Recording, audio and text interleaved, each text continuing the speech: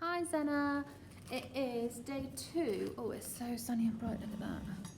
Day 2 of home learning. I hope it's gone okay. I have picked up this book here. It's a slightly thicker chapter book. So it's actually a yellow book, and I hope that I can read some today, read a bit more tomorrow, and then you can quiz it. It is called Sea Urchins and Sand Pigs, and I will put the quiz number in the post so you know, but let's read some today. Okay. Chapter 1, Mia and the Message in a Bottle. The 10th day of the holidays started off the same as all the others. After breakfast, Mia's family drove down to the beach. Dad found a shady place to read his paper. Mum and Mia's sister, Nora, rubbed on sun cream until their skin was all shiny, and then they lay down in the sun. Mia found this boring, so she started to play Salt and Pepper. In this game, Mia sprinkled sand on Nora's sticky belly until Nora got mad and chased her around the beach. It was good fun, but Nora wasn't in the mood today. She just wiped off the sand. "Buzz off, Squirt," she said. "Go and build a sandcastle or something." Mia didn't want to build a silly babyish sandcastle, and there was no space for a proper big sandcastle in between all the sunbathers. So Mia sat down, dug her toes into the sand, and stared out to the sea. Dad had promised that he would take her for an ice cream at 1 o'clock, but it was a long time until then.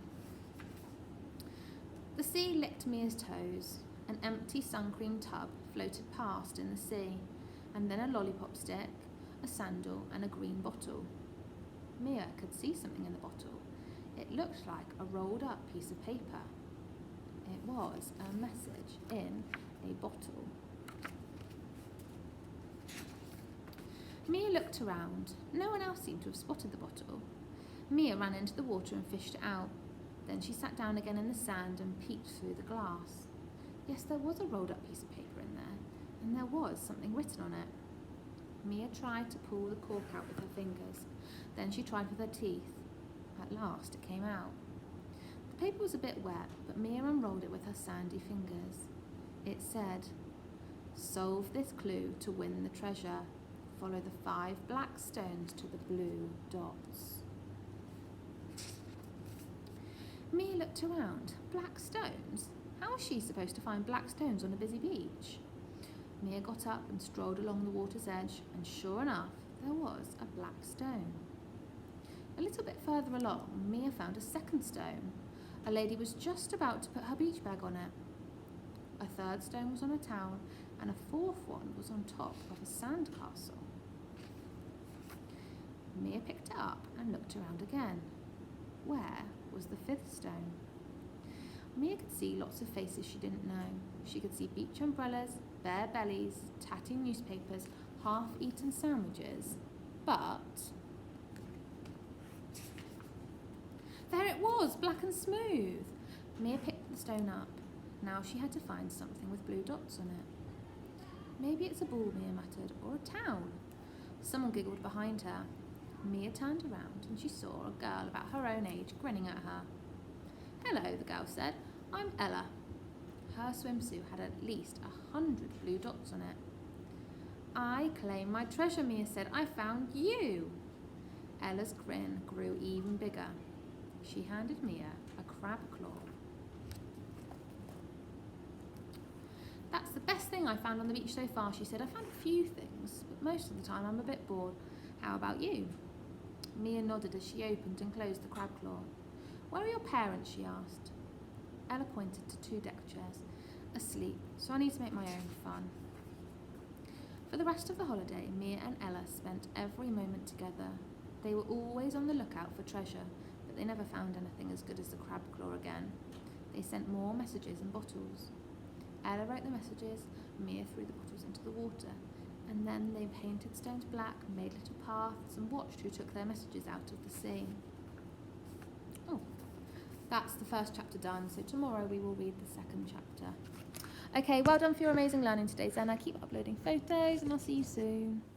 Oh, next chapter. The next chapter is called Anna and the Little Lost Boy. No, it's not. It's called Anna and the Little Boy Lost. Little brothers are wonderful when you snuggle up to them in bed, or tickle their fat little feet, or laugh when they get words in a muddle. But looking after little brothers is hard work. Even harder when you're on the beach and it is teeming with people, and you would much rather build a sandcastle than spend all your time fishing your little brother out of the sea. Anna's little brother Max was quite scared of the sea, but that didn't stop him running in too far. When the sea was calm and still, Max would sing at the top of his voice. But when the waves hit his belly, he would shout at them and try to hit them. He would even race them. "I'm the winner," he would say when he sat down again in the warm sand, all tired out. "I won, stupid sea." That was a bit silly, but it was very funny for Anna, who was 8 and a good swimmer. "I can swim too," Max said, when Anna took his hand to go out for a paddle in the sea. Anna wasn't allowed to point out that he couldn't. If she did, Max would let go of her hand and stomp ahead alone, and Anna would worry that he'd fall over and disappear underneath the water. That happened at least once a day.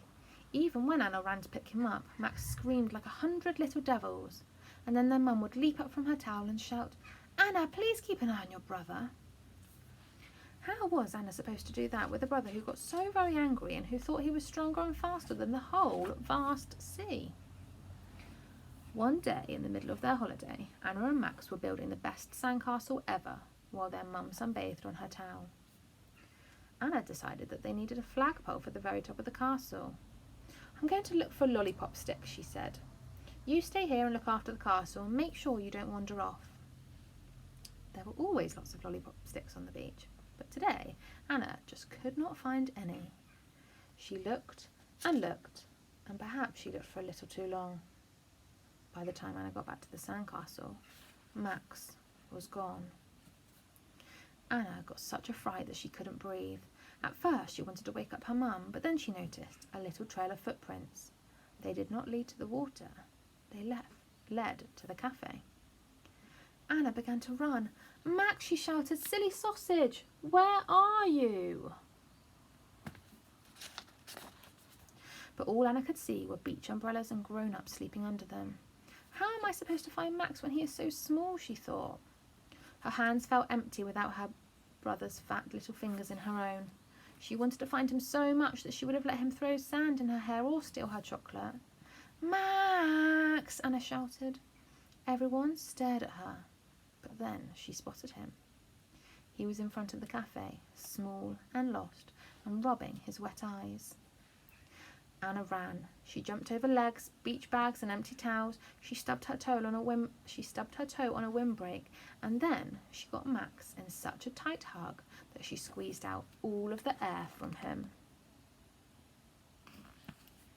Max rubbed his little snotty nose on Anna's arm.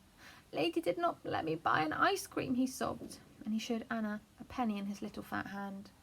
It was nowhere near enough money for an ice cream. "Max," she said in a very strict voice, "you can't just wander off like that. What if you fell into a rock pool or some pirates kidnapped you?" Max sniffed. "But I'm a big boy now," he said, and he wiped his nose on her arm again. "Oh, Max," Anna said, and gave him another big hug. "Let's go back to Mum and you can ask her to buy us an ice cream, okay?" "You can ask if you like," Max said. But Anna said, No, I think I'll let you do that." Because Anna knew that one of the best things about little brothers was that parents found it very hard to say no to them. And that's the end of that chapter, so hopefully we can do some more on Monday. Okay, well done for an amazing first 3 days, and I will see you on Monday. Thanks, Anna. I hope day 3 is going well. I've seen so many amazing posts, especially people's maths, because I know it's really tricky, and I know it's a completely different format that you're doing at home on your own, so well done, everybody. Okay, I'm going to do chapter 2 and chapter 3 of this story. So the next chapter is called Joe and the Sandpigs. Joe didn't like the sea. He wasn't a good swimmer, and sometimes he felt like the sea was a big wet animal about to swallow him. But Joe loved the beach. Where else could you build massive sandcastles with towers and moats, seashell roofs, and long tunnels which felt lovely and cool when you put your sunburned arms in? Joe loved digging. At home, the children teased him because he still had a sandpit, but he didn't mind. Joe and his grandpa had a cottage very near the beach, and so they always got there early. Joe would search for a place close to the water and get his tools ready. bucket, spade, watering can, and a few sticks of different sizes. As the beach filled up, Grandpa would vanish behind a newspaper in his deck chair, and Joe would set to work. One morning, Joe made a hill that was nearly a metre high. The moat around the hill was so big that Joe could kneel in it. He flattened the top of the hill and built walls, stairs, gates, and towers for his castle. Last of all, Joe started to dig a tunnel into the hill. That was always the best bit. Joe imagined the vaults at the end of the tunnel, secret treasure chambers and dungeons where the lord of the castle would throw his enemies. Joe's fingers kept digging. His arm was deep under the castle when his fingers touched something soft. Joe pulled his arm back so fast that he tore a big hole in the castle hill. He patted the sand down again, and then, with great care, he put his arm back into the tunnel. There! It was there again! Something warm and downy. Joe tried to grab it, but claws scratched him. He pulled his arm out and looked into the dark hole. There were 2 eyes glowing in the dark. They were narrow and green. Then a small pink face shot out of the hole and looked around. "Do you have any sun cream?" it whispered. Joe was lost for words. He found his sun cream and he held it up. "We don't like that kind," the little face whispered, and it vanished back into the sand. Joe stared at the castle. He was struck dumb, as if the little furry something had hit him over the head with a spade. "Hey," he whispered into the tunnel, "are you a sand mole or something?" He heard whispering in the dark, and then the little furry face appeared again. "Sand pigs. We are sand pigs," it muttered. "Have you got any crisps?" Joe shook his head. "Sorry, no," he said. The sand pig turned up its nose and vanished. "Hey, wait!" Joe shouted into the tunnel. "I could build a hideout for you." Joe didn't wait for an answer. He rushed to build a high wall of sand and stones around the castle moat. That didn't hide the castle as much as he had hoped. So then Joe planted some sticks between the towers and hung his towel over them so that the castle and its tunnel were hidden by a canopy. Then he put his head and shoulders under the towel and whispered into the tunnel. "You can come up now, little sand pigs, please. No one can see you, I promise." For a while, nothing moved, but then 3 little furry creatures sniffed and snuffled their way out of the tunnel. The sand pigs climbed up the castle hill, then jumped over the walls and started to explore. They ran up the stairs and climbed the towers as if they'd always lived there. One of the towers collapsed and a little sand pig rolled down the castle hill, but Joe managed to catch it before it rolled out from behind the tower. View. Joe patted the sand off the pig and put it back inside the castle walls. He was just about to make a sand pig a little seat when the tower lifted and Grandpa appeared. As quick as a flash, the sand pig scrambled back into the tunnel. "Shall we go for an ice cream?" Grandpa said. "No, thank you. I'd rather keep digging," Joe said. "But can you get me some crisps, please?" "No ice cream?" Grandpa shook his head in surprise. As he walked off, Joe vanished behind the towel again. "You'll get your crisps in a minute," he whispered. "Just stay in the tunnel until I call you." Joe had finished making 3 sand chairs and a table when Grandpa lifted the towel again. "It's not bad, your castle," he said, and he dropped a bag of crisps into the empty moat. "Thanks, Grandpa," Joe said. "See you later," and he tugged the towel down again. He looked down to see that one of the sand pigs had poked his nose out of the tunnel and was now sniffing about. "I heard rustling," it said, "and I'm sure I did." Joe smiled and put a handful of crisps on the table. In a flash, the 3 sand pigs ran over and tucked in. "Wow, I wish you lived with me," Joe said. "Is there any sand where you live?" the fattest sand pig said as he chomped away at his crisps. "Of course," Joe said, "and I would always have a supply of crisps for you." The sand pigs started to whisper to each other. 2 weeks later, Joe and his grandpa went home. Joe's backpack was a bit heavier than it was when they had arrived. After all, there were 3 little sand pigs inside. Oh, next chapter. The next chapter. Hi Zena, I'm about to read the next chapter of Sea Urchins and Sand Pigs, and it's called Tom and Nipper. Rhubarb is here, and she's in a bit of a playful mood, so she keeps on jumping. So if you hear any noises, that's probably what it is.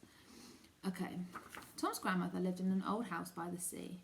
There were no cafes or beach huts, just a small path which started behind the house and wound across boggy grasslands to a pebbly bay. Tom had never met anyone else in that bay. The sharp grey-green grass grew almost to the edge of the water. Oh, and this is my other dog, Puppy. Pop, come here. Come here. Say hello. Okay, double dog. Right, sorry. The grey-green grass grew almost to the edge of the water. There were rocks for Tom to climb on, and sometimes he saw wild swans swimming out to sea. He collected seashells, threw pebbles into the waves, and watched the cows graze on the other side of the bay. Tom's parents preferred the beach at Sandy Cove, where they could swim in the warm sea and eat ice creams at the cafe. But Tom missed the pebbly bay, where he had the sea all to himself. So he was very happy when the holiday village put up a poster to ask children to help clear the rubbish from the pebbly bay nearby. It only took half an hour for Tom to fill his bag with rubbish that had been washed up by the sea into the lonely bay. Where does it all come from? The empty bottles, old shoes, tins and plastic bags, he asked himself. From the other side of the world, or some ship far out at sea? Behind a rock on the far side of the bay, Tom found some strange, colourful scales. They were smaller than his fingernails, and they stuck to the grey rock like tiny, shimmering rainbows. That reminds me of the rainbow fish. As Tom picked them up, a small green hand touched his fingers. "What do you want with those?" a voice asked, and a mermaid's head appeared out of the water. Tom got such a fright that he fell on his bum in the wet sand. "They're beautiful," he said, "but you can have them back, of course." "You can keep them," the mermaid whispered. Oh, that's complete opposite to the rainbow fish. "But would you do me a favour? My pet crab has crawled into that thing over there and now he can't get out." With her pale green finger, she pointed at a rusty old tin the sea had washed up on the rocks. "I always tell him that I can't help him when he crawls onto dry land, but I fear that he is not a very clever little crab." Tom nodded. "I'll have a look," he said. He tore himself away from the magical sight of the mermaid and ran to the rusty old tin. It was stuck between two old rocks.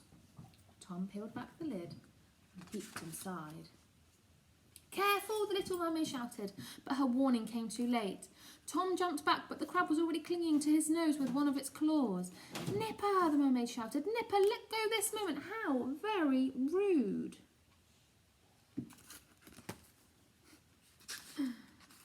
The crab snapped with his free claw and then let go with the other and landed in front of Tom's welly boots. He snapped his claws one more time at the strange giant in front of him and then ran as fast as his crab legs could carry him back to the mermaid. "All right, Nipper, come here. Good crab," the mermaid said in a voice like honey as she let Nipper climb onto her arm. Tom rubbed his nose. It hurt. It hurt a lot. "I am so sorry," the mermaid said. "He's a little..." Oh, home learning. My sister's just come through the door. "He is a little snappy. You should cool your nose down with sea water, or it will be twice as big by tomorrow." Tom could see that she was trying her best not to giggle. "Okay, but you keep hold of that pesky crab," he grumbled. "I promise," the mermaid said. Tom bent down on the rock and dipped his nose into the sea. As Tom lifted his head from the water, the mermaid offered him a whole handful of shimmering scales. "Thank you very much," she whispered. "I'm very grateful. And so is Nipper. It's just that he doesn't know how to show it." The crab sat on her pale green shoulder and snapped his claws. Tom still did not trust him. But the mermaid's scales were very beautiful, and he stroked them with his finger. When he lifted his head to thank her, she was gone. All that was left of her were Nipper's claw prints in the sand. And that's the end of that chapter. Learning from home. Okay, so now this is the last chapter of Sea Urchins and Sandpigs, and it's called Ben and the Shell Surprise. Every year, Ben's parents went on holiday to the sea. Sometimes they went south, sometimes north, sometimes on a ferry, sometimes on a plane, but always to the sea. Ben would have liked to have visited a volcano or take a lift to the 100th floor of a skyscraper. He had never seen the Great Wall of China, a polar bear at the North Pole, or a parrot in the rainforests of Brazil. Next year, his father always said, but it was next year again, and here they were back at the beach, just like always. Well, Ben said to himself, I will just have to become a deep-sea explorer. And soon he had a jar full of sand, a tin full of seashells, and all sorts of other finds. Ben's parents moaned when he put pebbles and shells in their suitcase, but they didn't take them out again. Soon the holiday cottage was full of jars of sand, plates of seashells, and boxes of snails' shells. Ben put the stones in a jar filled with water because they looked nicer when they were wet, and he kept extra special finds in a shoebox painted to look like a treasure chest. There were crab claws in there, a piece of sea urchin shell, and a snail shell fossil.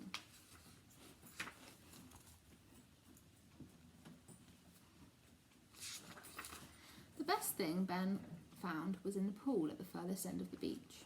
It was hidden away by the huge rocks that lay around it, as if a giant had flung them down there. Ben peered into the water and discovered the most beautiful shells he had ever seen. There were so many of them that Ben didn't know which one to take first.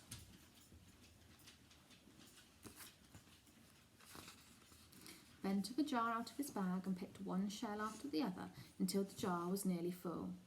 Then he climbed onto the warm rocks to look at his treasure. Ben got such a fright that he nearly dropped the jar. It was alive with creeping and crawling. Little black legs pedalled in the air, trying to grip the smooth glass as they struggled to get up the side of the jar. At first, Ben was afraid to put his hand in, but at last he fished a shell out and had a closer look. There was a tiny crab in the shell. Its little black feet scratched Ben's fingers as if the crab wanted to cling on to him. Ben put the shell back into the jar fast.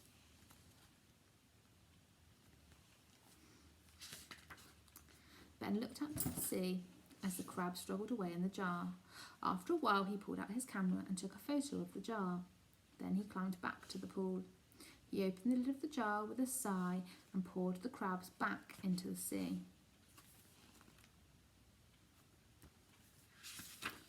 Ben didn't want to look at the little black legs, all dead and dried up in a jar. The photo would be enough. He would only have to look at it to feel the crabs on his fingers. All of a sudden, Ben smiled. The beach wasn't so bad after all. And that is the end of this book. So what I'll do is I'll post the quiz code on here and you can do your AR quiz on sea urchins and sandpigs.